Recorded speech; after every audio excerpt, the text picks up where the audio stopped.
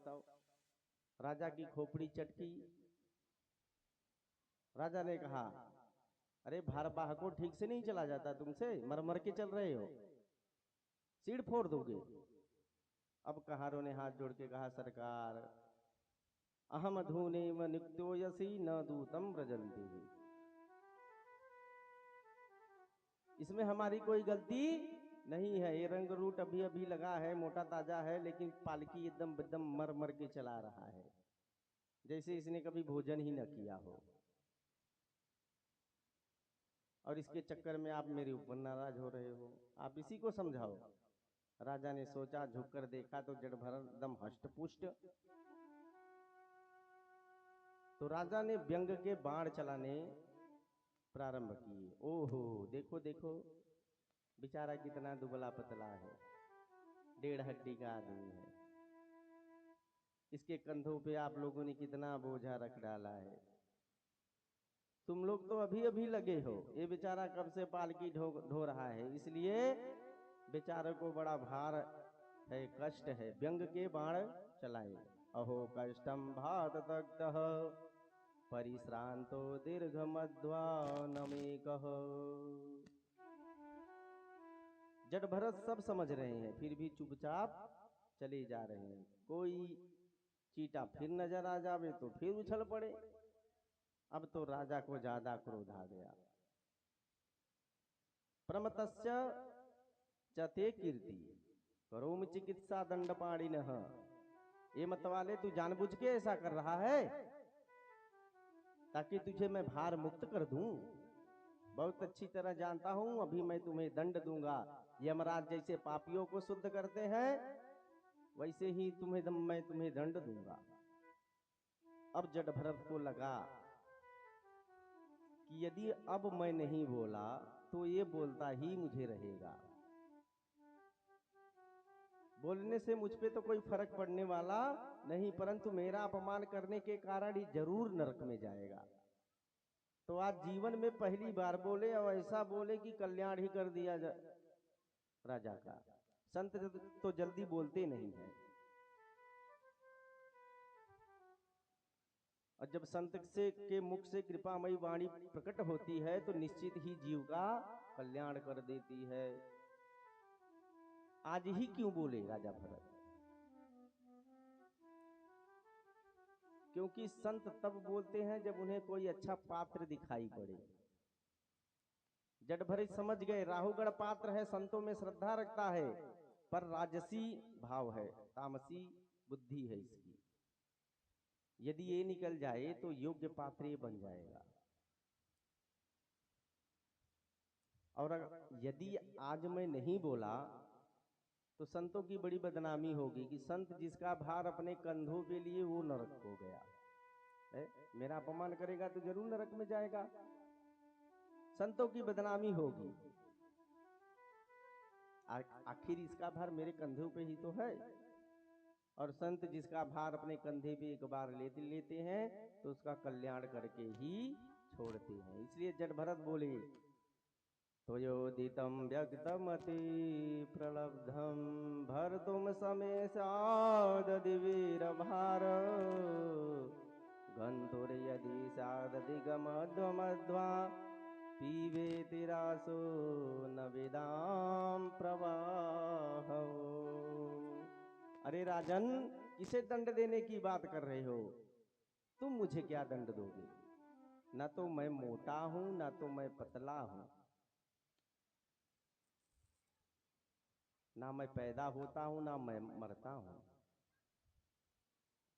मोटा पतला होना, पैदा होना, मरना, ये तो सब शरीर के काम है, ये हम, और ये सब द्वंद मेरी आत्मा पे प्रभावित नहीं होता, ये सब द्वंद घटित नहीं होते। जायते यस्ति विपरीणमतिः वर्धति व्यपक्षीयते विनश्यति। ये जो क्रियाएं हैं वह देह के होते हैं, आत्मा में थोड़े ही होता है। जड़ भरत के वचनों से राहुगढ़ आश्चर्यचकित हो गए। सोचने लगी, जिसे मैं पागल समझ के व्यंग बोल रहा था, ये तो कोई सिद्ध महात्मा मुझे नजर आ रहा है। इसकी वाणी में वेदांत की भाषा झलक रही है। पुनः गौर करके जब राजा ने देखा तो जट भरत के कंधे पे मोटा सा यज्ञोपवीत दिखाई पड़ा। और जो यज्ञोपवीत देखा तुरंत पालकी से कूद पड़ा राजा राहुगढ़। सीधे जाकर जट भरत के चरणों में साष्टांग प्रणाम किया। कस्तम निगूढ़ चरसी द्विजानम बिभर शशि सूत्रम कमतो वधूतः। राहुगढ़ ने पूछा, महाराज अब कौन हो? आप अपने को इतना गुप्त रूप में रख के क्यों विचरण कर रहे हो? मैं तो आपको पहचान नहीं पाया। आपका यज्ञोपवीत बता रहा है कि आप सच्चे ब्रह्म ज्ञानी हो। राजा राहुगढ़ बोला, मैं संसार में किसी से नहीं डरता। यदि डर लगता है तो केवल ब्राह्मणों के क्रोध से। ना हम विसंख्य सुरराज वज्रान त्रयच्छ शूलान यमस्य दंडा। मुझे यम से भी डर नहीं लगता, क्योंकि मुझे सिर्फ ब्राह्मणों से डर लगता है। यदि ब्राह्मण कुपित हो जाए तो केवल उस व्यक्ति का ही नहीं, पूरे वंश का विनाश कर देता है। इसलिए हे महाराज आप कौन हो?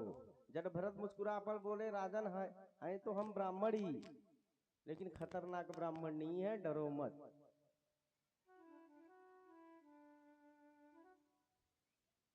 जट भरत मुस्कुरा पड़े वो कि राजन मैं भी ब्राह्मण हूं, लेकिन खतरनाक ब्राह्मण नहीं। कोई डरने की आवश्यकता नहीं है। जो कहना है निसंकोच होके निर्भीक होके कहो। राजा ने कहा कि मेरे मन में बस एक ही बात है आपके शब्दों के प्रति, जो आपने कहा अभी अभी कि ना मैं मोटा हूं ना मैं पतला हूं, ना मैं छोटा हूं ना मैं बड़ा हूं, ना मैं जन्म लेता हूं ना मैं मरता हूं। ये सब तो ठीक है, पर आपने कहा कि मुझे दुख सुख प्रभावित नहीं करते। ये बात समझ में नहीं आई। देखिए महाराज, अब दृष्टांत देके प्रश्न कर रहा है कि चूल्हा में अग्नि जलाया, बटलोही रखी, बटलोही में पानी डाला और उसमें चावल डाल दिया। अग्नि का ताप बटलोही को गर्म करेगी, अब बटलोही का ताप पानी को गर्म करेगा। पानी की उष्णता चावल को भात बना देगी एकदम गला के। उसी प्रकार शरीर में यदि पीड़ा होगी तो इंद्रियों को जरूर पीड़ा होगा, और इंद्रियों को कष्ट होगा तो मन को भी कष्ट होगा, और मन को यदि कष्ट हुआ तो शरीर में स्थित आत्मा को जरूर कष्ट होगा। फिर आपने कैसे कह दिया कि मुझ आत्मा को कोई सुख दुख नहीं, द्वंद्व प्रभावित नहीं करता? लौकिक दृष्टांत देके जब राजा राहुगढ़ ने भरत से प्रश्न किया, जड़ भरत से, तो भरत जी हंसे पहले। अरे राजन, हो तो तुम महामूर्ख, पर विद्वानों के संग बैठ बैठ के आत्मा की बातें करना सीख लिए हो। आत्म तत्व को जानते नहीं हो तुम। अकोविदम को दिवाद बदानम, मूर्ख होकर भी ज्ञानियों जैसी बात करते हो। अरे राजन, जो तुमने दृष्टांत दिए वे सावयव पदार्थ हैं, सावयव पदार्थ। जल है, बटलोही है, चावल है, आग है। अरे राजन, इसे छुआ जा सकता है, इसे देखा जा सकता है।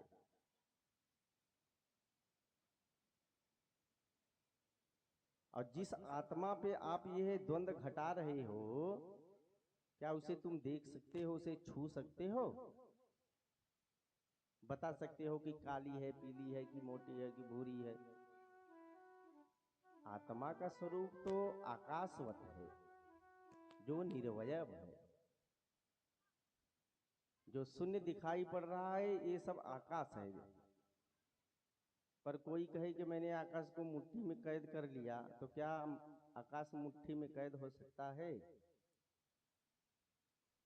कोई तलवार से आकाश को खंड खंड कर सकता है?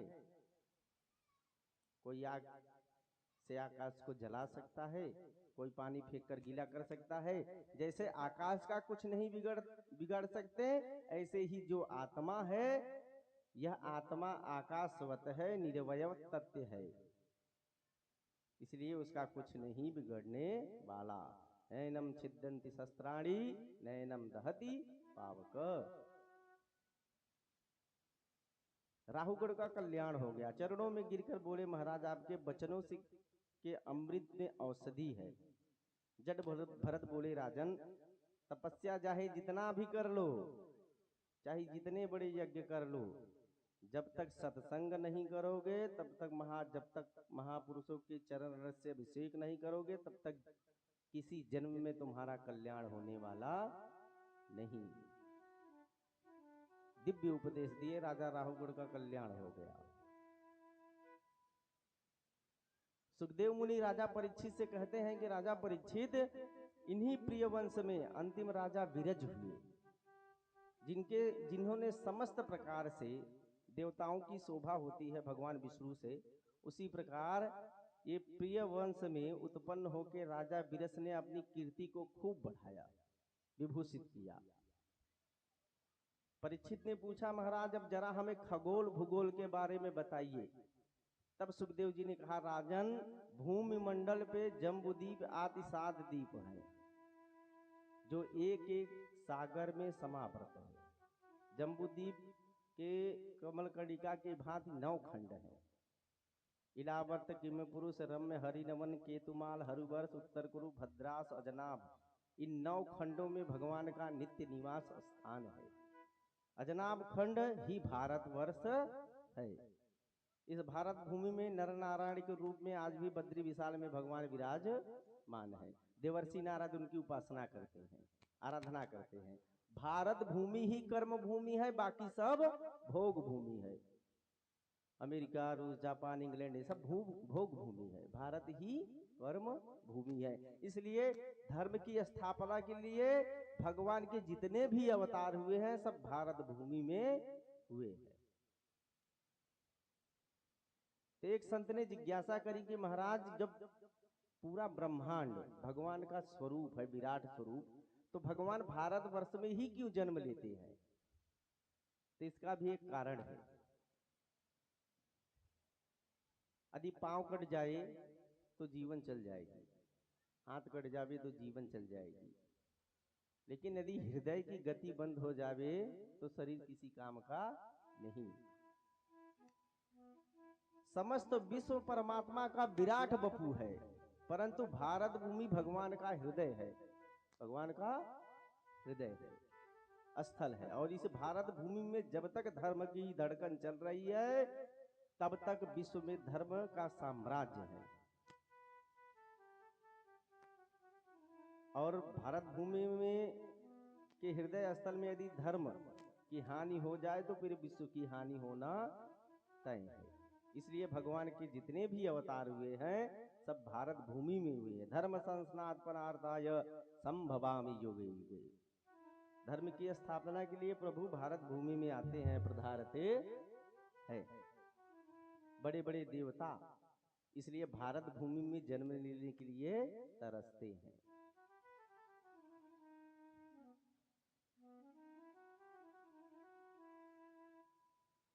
प्रेम से बोलो श्री वृंदावन बिहारी लाल की जय हो।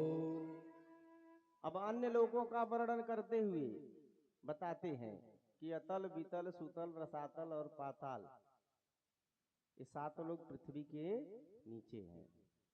अतल, वितल, सुतल, तलातल, रसातल, पाताल और महातल, ये 7 लोग पृथ्वी के नीचे हैं। भू, भुव, स्व, मोह, जन, तपह और सत्य लोग, ये 7 लोग ऊपर हैं।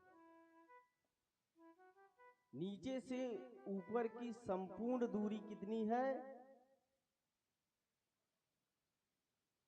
50,000 करोड़ योजन की दूरी है।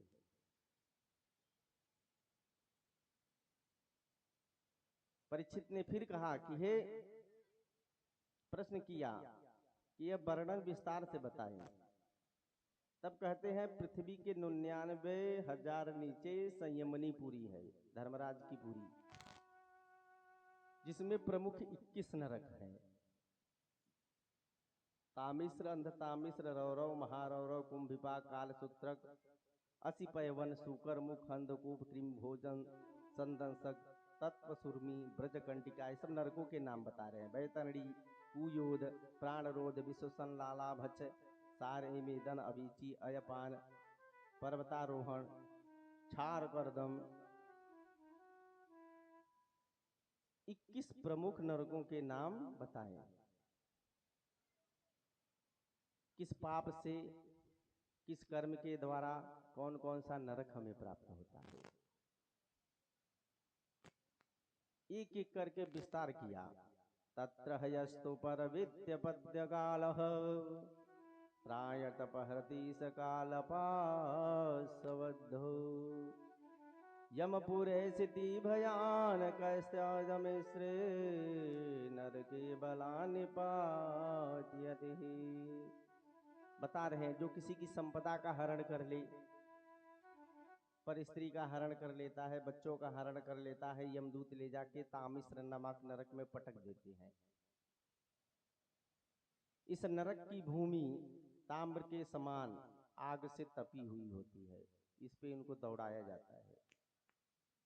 भयंकर कष्ट पाते हैं जीव। जो जीवों को काट कर मांस भंचड़ करते हैं उन्हें कुंभिपाक नरक में जाना पड़ता है। खौलते हुए कढ़ाई में तले जाते हैं। जो घर में आए अतिथियों को क्रूर दृष्टि से देखता है, कितनी रात को आ गए, अब कौन रोटी पवावे है। तो यमदूत ले जाके उन्हें वज्रतुंड नामक नरक में उनकी दोनों आंखें निकाल लेते हैं। हाँ, इतना भयंकर नरकों का वर्णन किया कि परीक्षित रोमांचित हो गए। बस बस करो महाराज, मुझे तो बड़ा डर लग रहा है। सुखदेव हंसकर बोले, डरने की कोई बात नहीं है। नरकों को जीवों के कल्याण के लिए ही बनाया गया है। भगवान ने सुंदर तन दिया और हमने क्या किया, कभी कपड़े की सफाई नहीं करी, दाग पे दाग लगा लिया। अरे एक दो दाग लग जाए तो साफ कर लो, छूट जाएगा। और दाग पे दाग लगाते गए तो रिठ बैठ जाए, तो यहाँ न छूटी। तब क्या करते हैं, उस कपड़े को हम लॉन्ड्री में भेजते हैं वहां धोने के लिए। वैसे ही मनुष्य जीव जो है पाप करके दाग पे दाग लगा लिया, और यहाँ तो फिर छूटने वाला नहीं है। तो उसी की सफाई के लिए भगवान ने धोबी घाट बनाया है। वहां बढ़िया पीट पीट के फिर सफाई होगा। अच्छा है कि रगड़ के अपने हाथ से ही यहीं साफ कर लो, नहीं भागेगा, प्रोसेस बहुत गड़बड़ है सब सिस्टम। परीक्षित ने कहा वह सफाई कैसे हो जाए प्रभु, है?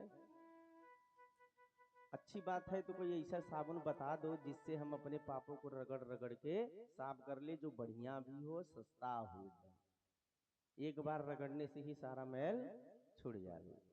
सुखदेव जी प्रसन्न हो गए परीक्षित के प्रश्न से। अच्छा तो नोट करो, इतना बढ़िया साबुन, इतना सस्ता साबुन है कि एक बार रगड़ दिए तो दाग ढूंढते रह जाओगे, मिलेगा ही नहीं।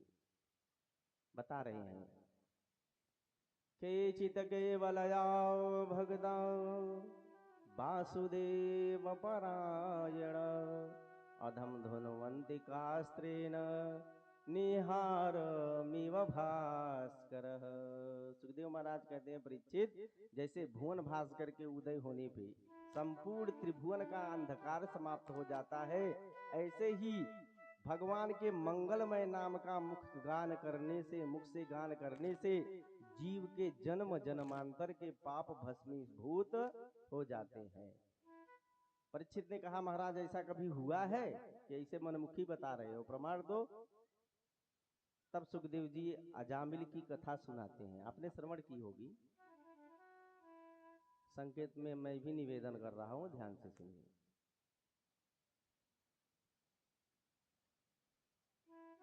कहते हैं, जैसे भुवन भास्कर के उदय होने पे त्रिभुवन का अंधकार मिट जाता है, वैसे भगवान के मंगलमय नाम से गान करने से जीव के जन्म जन्मांतर के पाप भस्मीभूत होते हैं। मैं तुम्हें प्रमाण दे रहा हूं, बता रहे हैं कन्नौज में रहने वाला अजामिल नाम का एक ब्राह्मण था, वेद पाठी, पतिव्रता नारी थी, बच्चे थे, आज्ञाकारी बेटे थे, सब कुछ था।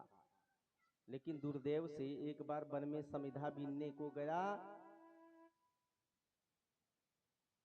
और किसी शूद्र को वेश्या के साथ रत होते वन में देख लिया।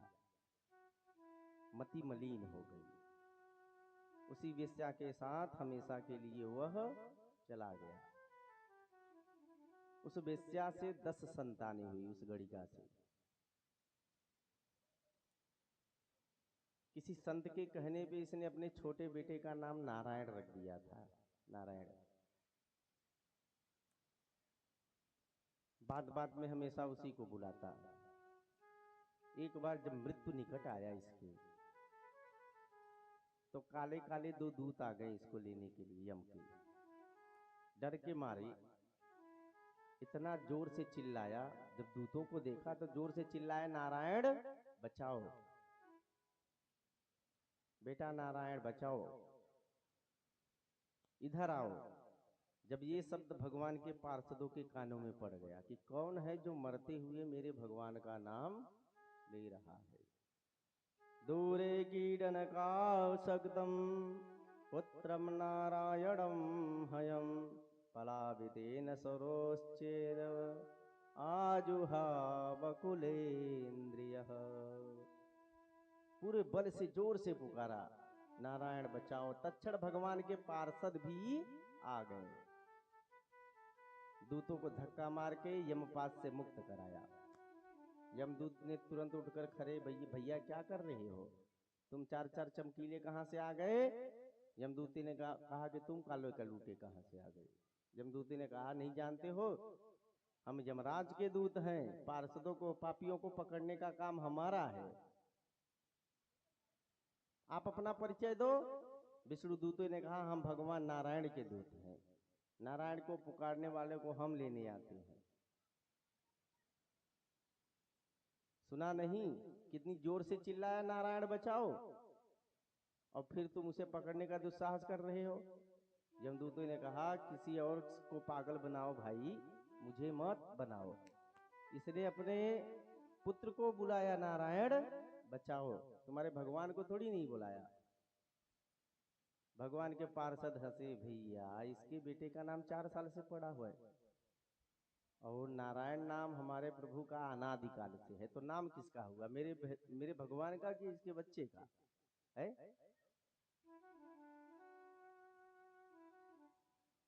इस प्रकार जब वो नहीं माने तो यमदूती ने मार के भगाया उनको और अजामिल को कर्म बंधनों से मुक्ति दी।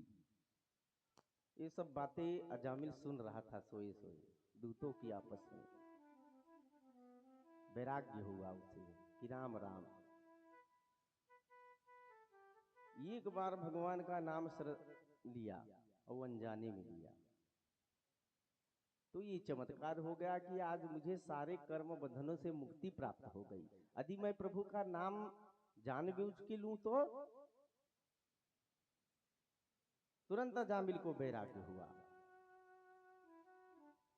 अजामिल घर छोड़ के भाग गए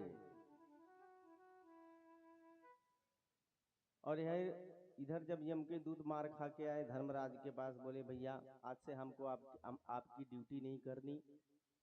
कहीं क्या हुआ, जोर से बोले कि भले बताओ नारायण कौन है, हैं?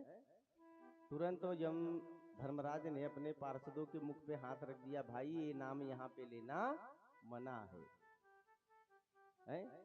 यदि नरक में पड़े पापियों के कानों में ये नाम सुनाई पड़ गया तो मेरा साहब व्यापार चौपट हो जाएगा, सबको विदाई देना पड़ेगा यहां से, है?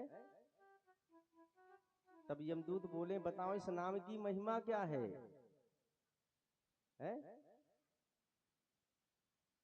धर्मराज बोले, नहीं ये नाम यहां पे मत लो, हम तुम्हें बताते हैं नाम की महिमा क्या है। भगवान से पूछो तो भगवान भी अपने नाम की महिमा नहीं बता सकते। कहाँ कहाँ लगी नाम बड़ाई कहाँ कहाँ लगी नाम बड़ाई। राम न सकहीं राम गुण गाई। राम न सकही राम गुण गाई। कहाँ कहो लगी नाम बड़ाई। कहाँ कहाँ लगी नाम बड़ाई। यमदूत बोले कि अच्छा बताओ, अब जिसकी महिमा गा रहे हो, जिस तत्व का प्रतिपादन कर रहे हो, कौन है? धर्मराज बोले कि देखिए, ये मनमुखी बात नहीं है। हम 12 लोग हैं जो थोड़ा बहुत भगवान को जानते हैं। कौन कौन? स्वयंभू ब्रह्मा, शंभु भगवान शिव, नारद, शंभु कुमार, सनक सनंदन सनातन सनत कुमार, मनु, प्रहलाद, जनक और भीष्म, बलि वया सकर विवह। बलि जी जो थे ये 12 भागवत हैं। इसलिए वैष्णव लोग 12 भागवत तिलक करते हैं। श्रीमद् भागवत में भी 12 स्कंद है और 12 मंत्र का बड़ा महत्व है।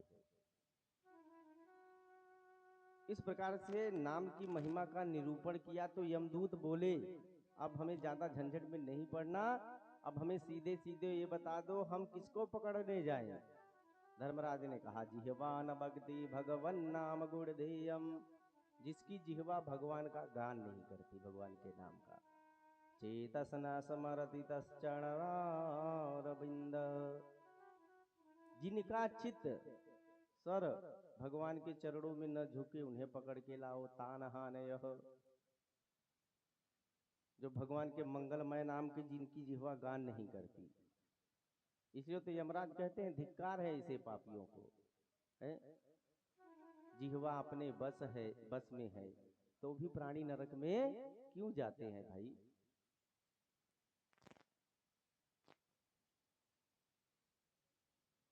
ऐसा दिव्य उपदेश दिए धर्मराज अपने दूतों को, जो भगवान के नाम का संकीर्तन न करे उन्हें पकड़ के लाओ।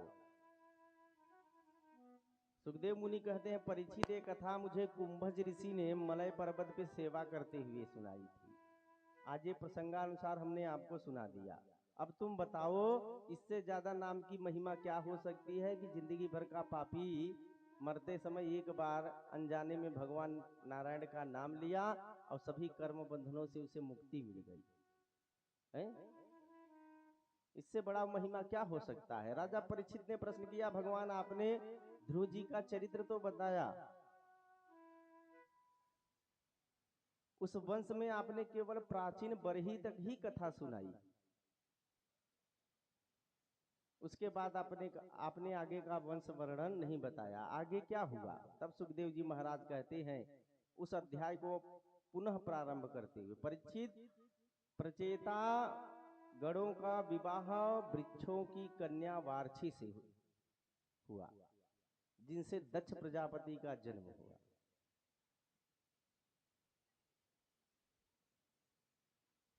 दक्ष ने तपस्या करके अस्किनी कन्या से विवाह करने के बाद 10,000 पुत्रों को जन्म दिया। पर नारद ने उन्हें उन सब बालकों को कूट प्रश्न में उलझा के बाबा बैरागी बना दिया। दक्ष को बड़ा क्रोध आया नारद के ऊपर, क्रोध पी गए और फिर पुनः 100 पुत्रों को जन्म दिया। नारद उन्हें भी कूट प्रश्नों में उलझा के सन्यासी बना दिया। तब तो नारद जी को दक्ष ने हजारों गालियां देना प्रारंभ किया। अहो असाधो साधु नाम लिंग साधु नस्तया, असाध्य कार्य भड़का नाम भिक्षो मार्ग प्रदर्शित। दक्ष ने कहा रे भिखमंगों को रास्ता दिखाने वाले पाखंडी नारद, तूने मेरे बच्चों को अभी जो जन्म नहीं लिए, दुनिया नहीं देखे, उन्हें बाबा बैरागी बना दिए। जा मैं तुझे श्राप देता हूं, तस्मासु लोकेषु ते न मूढ़े भवेत प्रमदः पदः। तेरा पैर एक जगह कभी टिकेगा नहीं, तो घूमता ही रहेगा। नारद जी चुपचाप मौन होकर वहां से चले गए, जवाब नहीं दिया। मन में सोचा अच्छा हुआ, महात्माओं को एक जगह ज्यादा रुकना नहीं चाहिए। ऐसा विचार करके नारद जी चुपचाप चले गए। दक्ष नारद की इस सहनशीलता पे बड़ा प्रसन्न हुआ, क्योंकि नारद जी चाहते तो बदले में श्राप दे सकते थे, पर उन्होंने ऐसा नहीं किया। अब की बार दक्ष ने 60 कन्याओं को जन्म दिया। कितने? 60। इन्हीं 60 कन्याओं से संसार का विस्तार हुआ। इन 60 कन्याओं में 13 कश्यप जी को ब्याही गई। दिति, अदिति, दनु, काष्ठा, सुरसा, इला, त्राम्यवती, कद्रु और वनिता, ये कश्यप जी की पत्नियां हैं।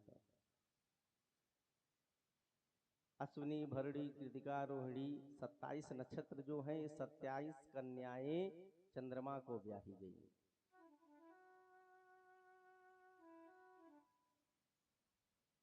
दिति की रचना नामक एक बेटी थी, जिसका विवाह त्वष्टा मुनि के साथ हुआ।